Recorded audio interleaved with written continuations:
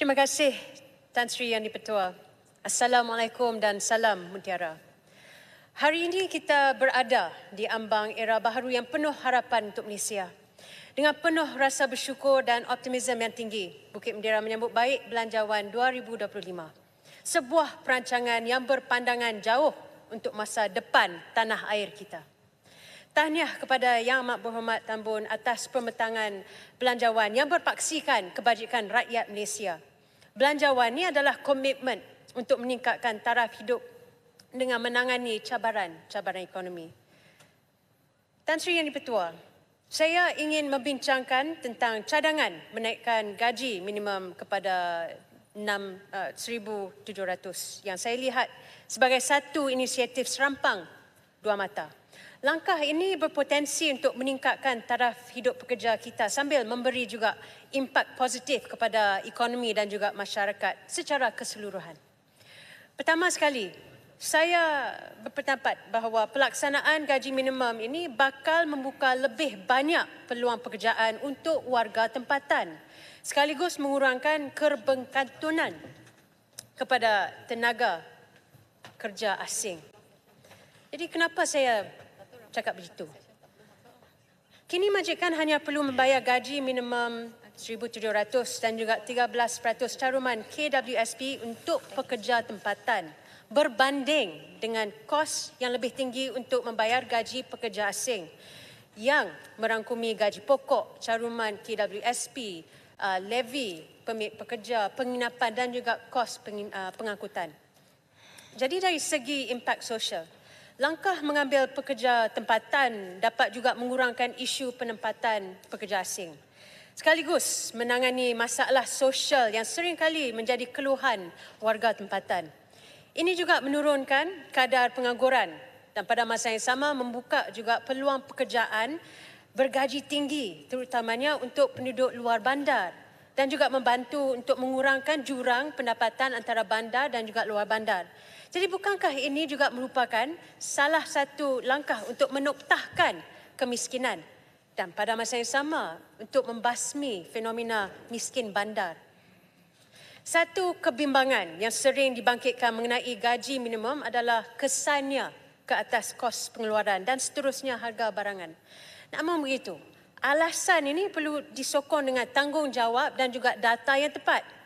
Jadi persoalan saya, sebagai contoh, kalaulah kadar minimum diturunkan kepada 1,200 sekalipun, apakah jaminan pemain industri di luar sana bahawa harga produk akan turun? Jadi kita perlu melihat perkara ini secara holistik. Kenaikan gaji minimum adalah pelaburan dalam modal insan dan juga masa depan tanah air kita. Ini bukan sahaja memberi manfaat kepada pekerja, tetapi juga kepada majikan melalui peningkatan produktiviti dan juga motivasi pekerja. Seterusnya, saya juga ingin membangkitkan isu mengenai penjagaan kanak-kanak di tanah air kita. Seperti mana yang kita ketahui, sektor penjagaan kanak-kanak adalah lebih daripada sekadar perkhidmatan. Ia adalah satu komitmen yang telus kepada pihak keluarga dan yang paling penting masa depan anak-anak kita. Penyediaan penjagaan berkualiti penting untuk membesarkan anak-anak dalam persekitaran selamat yang penuh kasih sayang dan juga pada masa yang sama merangsangkan minda mereka. Jadi pelaburan dalam perkhidmatan penjagaan kanak-kanak terbaik bukan sahaja menyokong ibu bapa, tetapi juga dapat membentuk generasi pemimpin masa depan yang yakin. Walau bagaimanapun, terdapat juga dalam kalangan kita yang telah membangkitkan kebimbangan bahawa dengan gaji minimum baharu yang ditetapkan, ia akan juga memberi kesan negatif kepada pengusaha kecil sederhana, khususnya kepada taska dan juga tadika. Ini ditambah pula dengan laporan baru-baru ini yang menjangkakan kenaikan yuran tadika dan taska antara 20 hingga 25% tahun hadapan. Perkembangan ini membawa kebimbangan kepada ibu bapa di seluruh negara. Saya bagi contoh. Bayaran untuk menghantar anak-anak ke taska ada yang pecah ke 650 sebulan. Jadi bagi setengah keluarga, Cuba bayangkan, sekiranya ada peningkatan, bukankah ini pasti memberi beban tambahan kepada mereka? Sehubung itu, soalan saya kepada Kementerian Pembangunan Wanita, Keluarga dan Masyarakat. Soalan pertama, adakah kerajaan bercadang untuk menyemak semula prosedur operasi standard Jabatan Kebajikan Masyarakat untuk membantu pengusaha taska dan tadika kecil untuk memberi ruang untuk menambah pengambilan pelajar? Dan kedua, adakah kerajaan akan menyediakan kupon ataupun bantuan tunai bulanan seperti mana bantuan persekolahan kepada ibu bapa bagi mengurangkan beban ibu bapa di bandar terutamanya?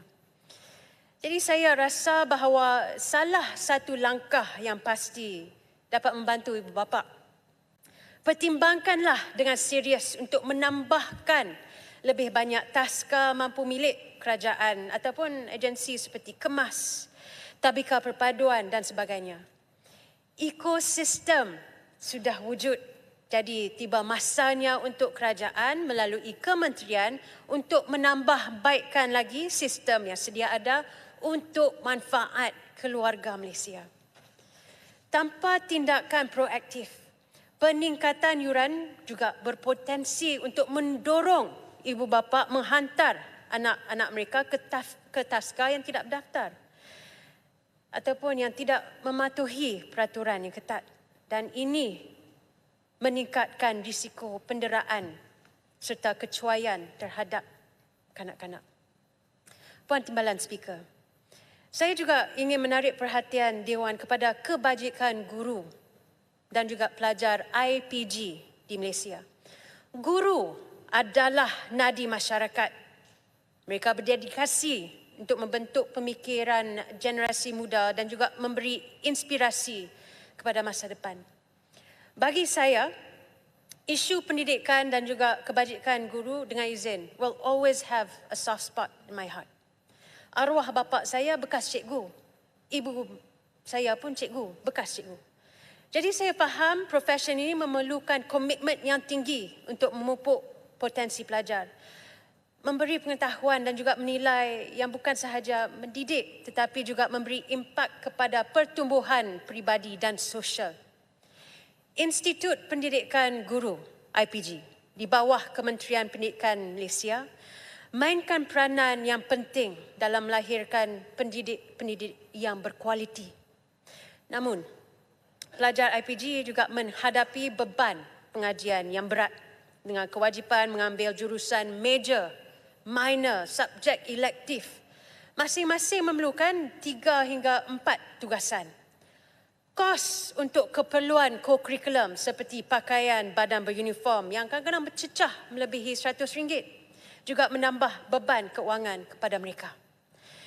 Bukit Bendera ingin mengucapkan terima kasih kepada Kementerian Pendidikan kerana menaikkan allowance pelajar IPG dari RM430 sebulan ke RM530 sebulan. Tetapi jumlah ini masih lagi tidak mencukupi untuk menampung kos hidup yang tinggi, terutamanya untuk makanan dan juga minuman. Jadi pelajar tidak dibenarkan bekerja sambilan kerana perlu fokus sepenuhnya kepada pengajian dan mereka juga tak layak memohon beasiswa ataupun pinjaman PTPTN. Jadi menyebabkan mereka hanya bergantung kepada allowance yang terhad. Isu kos hidup yang semakin meningkat seringkali menjadi fokus perbahasan kita di Dewan Yang Mulia ini. Dan bagi pelajar-pelajar IPG ini, mereka juga menghadapi cabaran yang sama. Terutamanya mereka yang mengaji ataupun menjalani tugas di kawasan-kawasan bandar. Jadi istilah miskin bandar adalah satu fenomena, satu perkara yang kita tidak boleh pandang ringan. Oleh itu, KPM juga perlu mempertimbangkan langkah-langkah proaktif seperti penambahbaikan bantuan pengangkutan dan juga sokongan keuangan lain untuk meringankan beban pelajar. Yang pentingnya untuk memastikan mereka dapat fokus kepada pengajian tanpa masalah keuangan. Kekurangan sokongan keuangan dibimbangi dapat juga memberi ataupun menyebabkan tekanan yang cukup signifikan bagi pelajar-pelajar IPG. Dan ia dapat mempengaruhi juga prestasi akademik dan yang penting kesejahteraan mereka. serta memberi kesan yang negatif terhadap kualiti bakal-bakal pendidik yang dihasilkan oleh institut tersebut. Jadi di sini saya ingin bertanya, adakah langkah yang akan diambil untuk mengurangkan beban akademik pelajar IPG yang diwajibkan mengambil subjek utama, sampingan dan seterusnya masing-masing dengan tugasan?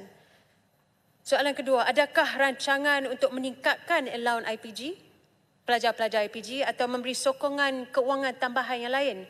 Memandangkan kadang-kadang allowance sebanyak RM530 ni tidak mencukupi untuk menampung kos hidup yang tinggi dan juga pembelajaran seperti uniform dan aktiviti co-curriculum. Dan soalan seterusnya, memandangkan pelajar IPG tidak layak untuk mendapat beasiswa ataupun PTPTN dan tidak dibenarkan bekerja sambilan, apakah program bantuan keuangan atau sokongan lain yang boleh disediakan untuk meringankan beban mereka?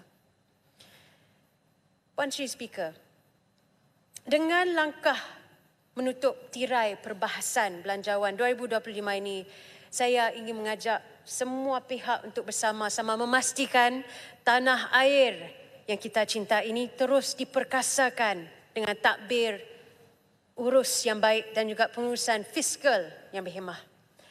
Belanjawan ini lebih daripada sekadar angka di atas kertas. Ia adalah janji kita kepada rakyat untuk terus membina tanah air yang lebih makmur dan lebih inklusif. Dengan meneruskan belanjawan yang seimbang, kita dapat memastikan bahawa setiap ringgit, setiap sen dibelanjakan dengan bijak, memupuk kestabilan ekonomi dan juga mencipta peluang sewajar untuk setiap lapisan masyarakat Malaysia. Jadi Bukit Bendera akan menutup perbahasan dan izinkan saya untuk membaca serangkap pantun. Pohon rendang tempat berlindung, rakyat sejahtera harapan dijunjung. Suara kami tegas, tekad bergemulung. Dengan ini Bukit Bendera menyokong. Sekian, terima kasih. Terima kasih Yang Berhormat Bukit Bendera. Saya jemput Yang Berhormat Masjid Tanah.